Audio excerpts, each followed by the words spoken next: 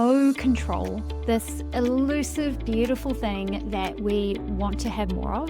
And as managers, we realize how much trying to hold on to too much control and have too much control can actually be a really detrimental thing and can impact your ability to get results, drive performance, and land big opportunities, and have a team that's really engaged, committed, and successful. Hey, I'm Tash, Pieterse, Certified People Leadership Coach, helping you to become a leader people actually want to follow. And this is my Lead with Les podcast, where I share everything you need to know about becoming a leader people actually want to follow. Because ultimately, that's what we want to be doing. We want to be in a position where people really want to work for us, they want to follow what we're doing, and we want them to have a great work experience. So, why am I talking about control? Because this is something that actually comes up quite a lot in all of my coaching work, and we're actually going through this at the moment in my VIP Leaders Leadership Program, where I'm having these conversations with these leaders that are on this program around what control really is and how they need to think about control differently. And so I thought that this would be a really good episode, especially if you are new to management, because this is something that you might be grappling with at the moment and what you need to do in order to help shift this. Because what we don't want is we don't want this need and drive for control to turn into micromanagement, where we're not allowing our teams to be their best, to be really effective, and we're overhandling too much as a manager. And so that's what I really want this episode to do for you. So I'm going to cover the truth about control as a manager. So what is it that you really need to know about control? And then how to shift from control to influence. Because we don't have control, we do have influence, and that's the space that we want to be in. So what is the truth about control?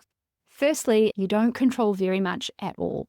And as a manager, you absolutely do not control your people, and you don't control what they think, feel, or do. So you don't control how much they input. You don't control the way that they show up. You don't control what they choose to think, feel, or do about certain things. You don't have ultimate control over their inputs and to some extent their outputs. You don't have direct control over any of those things.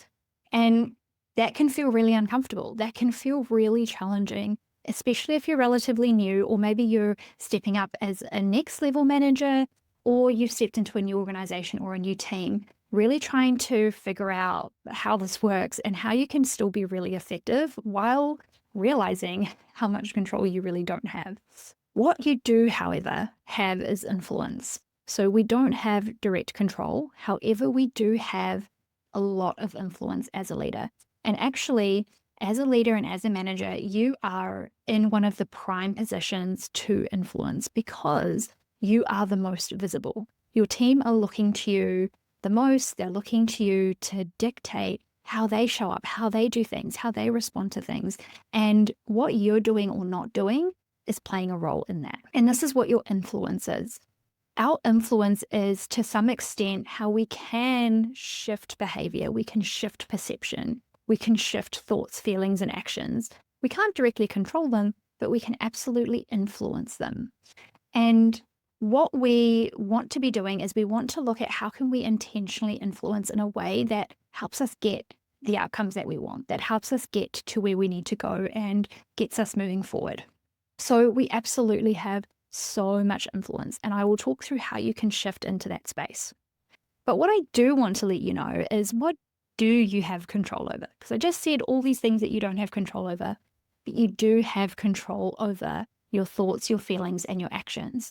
You have 100% control over those three things: what you think, what you feel, and how you act. And this is really important as a manager and as a leader, because you want to be as self-aware as possible to understand how you think, feel, and act. So when things are really stressful, how do you think, feel, and act? When things are really calm, how do you think, feel, and act? When your team do or don't do certain things, or react or don't react to certain things, what do you think, feel, or do? Really building that self-awareness muscle and really paying attention to, well, what am I doing? How am I reacting and responding to things? What am I thinking, feeling, and doing? It helps you to then go, okay, well, is that helpful? Is that the way that I want to be going about these things? And Ultimately, your ability to influence and bring people along on the journey and your ability to build trust and help empower your team to be their best is what's going to create a high-performing team, which is going to create the results that you ultimately want, that you're looking for. And that's the space that we want to be in. We want to be in a space where we're influencing and creating the conditions for people to do their best work, not controlling who they are and what they're doing, but creating the conditions where they can do their best work, where they can show up and be their best. And for a lot of new managers, this is hard. This feels really uncomfortable. This feels like really tricky work because you're effectively changing a lot of how you're showing up. Because no doubt you have come from an individual contributor role where you have been so successful, you have been a really high performer, and there's a lot of element of control that you have over your roles when you're an individual contributor because it's just you. It's just you doing your job, and yes, you're working in a team. But when you step up as a manager, you are now responsible for the success of a group of people. You are now responsible for them stepping up, doing their best work, tapping into their potential, tapping into their skills and experience to be able to deliver these results. And you controlling them is not the way to get that. It's not the way to get the best out of them. So how do you shift from control to influence? How do you shift from feeling the need to control to stepping back, creating space, building trust with your team, and helping to empower them to be really effective and to be really empowered to show up in the best ways? How do you do that? Number one is know your people, know who they are, know how they think, how they operate, what's really important to them, what do they value, and how do they prefer to be led? What enables them to be really successful? Get to know your people. When you know who your people are, when you know how to lead them in the best ways, when you know what it takes for them to be successful, you will always get so much more out of them. When we know our people, our ability to influence skyrockets. And every time we spend energy and time getting to know someone, getting to know what is important to them, what they value, we make trust deposits. We add coins of trust to our trust bank account so that when we need something, when we need to leverage them at some point, when we need to ask them for help or we need them to do something that might be slightly out of their role scope, we have a trust fund that we can tap into to be able to leverage. And that is what then allows us to influence. When we have established relationships, have established trust, we then have the ability to influence them. But we need to know our people. We need to know what they like, what they value, what's important to them, what helps them to be really successful, what challenges them, where do they need our support.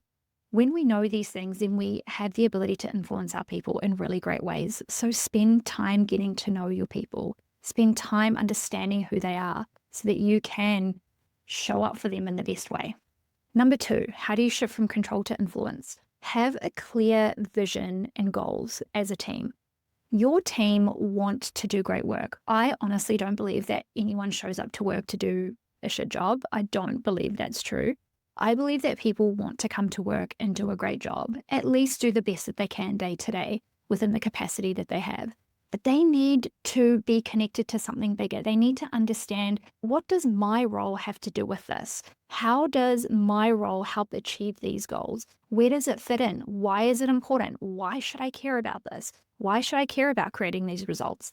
That's your responsibility as the manager to be able to articulate that, to be able to show how everyone's roles and what they do connects to the bigger picture, connects to the bigger vision. Because when you do that, people then understand, okay, I see how this fits together. I want to be part of that. Or they might say, I don't want to be a part of that. And that's good information too, because then you can have some conversations about what that looks like. But people need to know what they're working towards. They need to have a vision for the team so that they know what the future looks like. And the clearer that is, the more well communicated that is, people are willing to engage and they want to be a part of that.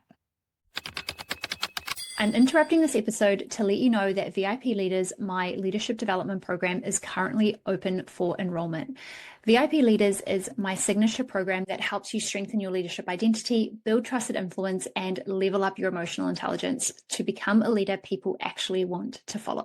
The next round is starting very soon in September 2025. So if you are interested in leveling up your leadership skills, giving you everything that you need to be a leader people actually want to follow, head down into the show notes and click VIP Leaders to find out more. And if you've got questions, reach out and let me know. All right, let's head back to the episode. Number 3, to shift from control to influence. Start setting really clear expectations. Clear expectations is actually one of the most fundamental things that will stop you from feeling the need to control, from feeling the need to micromanage and to overstep with your team. What I've noticed over all of the years that I've been coaching and running leadership workshops and programs and doing one-on-one coaching is that the number one reason people fall into micromanaging tendencies is because there is a lack of clear expectations. When clear expectations are set, people know what's expected of them, they know what level to perform at, they know the timeframes in which they need to deliver, they know why it's important, and they know the outcomes that you're looking for, which means that they want to deliver those things. They want to show that they're capable and that they have the experience and the skills to be able to perform at that level. I was just doing some research this morning, actually, before I pulled together this episode. And there's really interesting research that shows that when people start to poorly perform, or our perception of poor performance, it is often correlated to lower expectations, which means that when people are expected to do less or they're not held to a high standard, they're more likely to actually do less high performance work. Whereas on the other side of that is when people are held to high, clear expectations, reasonable, I'm talking about reasonable, clear expectations, but higher expectations where managers see the potential in them and they see that they can really perform at this level, they're more likely to reach for that and want to deliver that. So setting clear expectations, really setting people up for success to deliver great work through clear expectations, means that you're far more likely to get better results from people, and you're also less likely to micromanage and try to over control, because everyone knows what's expected, everyone knows the time frame in which they're delivering it, everyone knows what the outcome is that you're looking for, and everyone knows why it's important. When all of that is clear, people know what to do. They don't need to be checked in all the time. They don't need to be like, so where are you at? How's it going? Do you need anything from me? They know what they need to do, and they will figure out how. And if they don't, they know that they can ask those questions. So setting clear expectations will help you shift away from control and shift you into a space where people have the conditions they need to succeed. They have the conditions to do great work. And you are less likely to want to check in all the time because we're on the same page. And also, if you do find yourself needing to check in, I would challenge you to be like, well, was the expectation clear enough? Setting really clear expectations and giving direct feedback is a whole module that we work through in VIP Leaders, which is so key as a manager. If you do not know how to set clear expectations and how to use that to give clear feedback and direct feedback to your team, you are going to fall short. And this is one of your biggest responsibilities as a manager, is to be able to set really clear expectations so people know to what level they are required to perform. So this is number 3, to move from control to influence, is set really clear expectations and learn how to do this well. The next round of VIP Leaders is enrolling now, so this is the perfect time to jump into the program and learn these skills along with learning about who you are as a manager. And then lastly, number 4, from moving from control to influence, is develop yourself. Really develop who you are, grow yourself so that you can continue to evolve into becoming the leader people actually want to follow. Leadership is a skill set. It's not a set of characteristics that you're born with. It's not innate to your personality, whether you're going to be a great leader or not. It is about having the skills to be an effective leader for the people around you. And so developing yourself and spending time learning about who you are, how you think, how you show up, what impacts you, what makes you react, are really, really important parts of building leadership capability. And this all forms part of emotional intelligence. Learning about yourself is an aspect of self-awareness. So the more that you become self-aware, the more that you understand how you think, how you feel, and how you act, the more intentional you can become about those thoughts, those feelings, and those actions. Because our need for control is often driven from fear of getting it wrong, not doing it right, not being able to show up in the best way, failing, all of those things. Our need to control is purely fear-based. But the more that we can learn about ourselves, the more that we can understand what we need to be successful, what are the skills that we need to develop, the more our leadership capability will grow, the more our emotional intelligence will grow, and the more that we'll actually be able to show up in the best way for our people. So really understanding, okay, when do I feel the need to control the most? What is it about those situations? And then what can I put in place to reduce that need, to reduce that clinging that I have to that need of control? What is it that I can do in order to really focus on that? So really understanding that is really powerful. And then also, what am I most afraid of as a leader? What am I most afraid of happening? What am I most afraid of the outcomes that I'm going to produce? And then really understanding, okay, how can I mitigate those fears? What can I do if they come true? Because sometimes they might. What can I do to minimize the chances of those fears happening? This is really key leadership capability and skills that is really important to work on. And again, we work on this all throughout the IP Leaders. It is weaved through every single module and topic that we work on, because understanding how you deal with all of these things yourself is one of the most foundational things of great leadership. Being so self-aware that you understand how you're showing up and what you're doing is so, so important. So those are the 4 things that I would recommend starting with to help you shift from control to influence. So I'll do a quick wrap up. Number 1 is know your people. Know who they are, know what's important to them, how they prefer to be led, so that you can build that relationship with them and give them the conditions to be successful. Number 2, have a clear vision and goal for the team, and really articulate what the team is there for, what is required of the team to succeed, and how they all fit into that. Why does the work that they do matter? Number 3, set really clear expectations. The clearer the expectations, the higher your people will perform. I promise you, setting clear expectations is not a form of micromanagement. It is actually the key to creating true accountability and ownership for your people, and actually have them become really high performers. So setting clear expectations is so key, and it's such a key responsibility for you. And then lastly, develop yourself. Really focus on developing who you are and understanding how you think, feel, and act, and how you show up for the people around you. Building your emotional intelligence, building your self-awareness skills is so, so key to this. And you would have heard the ad halfway through this episode around VIP leaders. We are open for enrollment right now. The last round for 2025 starts in September. So if you want to get in, jump into the program through early bird pricing and getting some of the fast action bonuses like a one-on-one coaching call with me and access to the doing to delegating masterclass, then this is the time to jump in. Head to the link in the show notes and click VIP leaders to find out more about the program. And because this is a leadership development program, make sure that you ask your company if they're willing to fund it for you. But if they're not, this is a great program for you to invest in yourself anyway, because these skills are going to help you in life. They're going to help you in your whole life. With every relationship that you're in, these leadership skills are going to help you thrive in every single one of them. So that's it for this episode. As always, I hope you took what you needed away from this. And if there's anyone that you know that this episode could benefit, please share it with them. And please share Lead with Less so that it can get to as many ears as possible.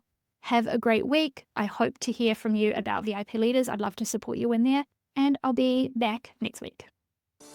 Hey, that's all from me today. Thank you so much for listening to Lead with Less. It means the world to me if you could take a moment to leave a rating and a review on Apple, or just rate with 5 stars on Spotify. It means a lot to the growth and expansion of the podcast. And if you know any other people leaders who could do with a dose of inspiration to level up their leadership skills, then please forward on this podcast to them. I would really appreciate it. And as always, if you have any feedback or have any thoughts, please message me on LinkedIn, Instagram, or email. I'd love to hear from you.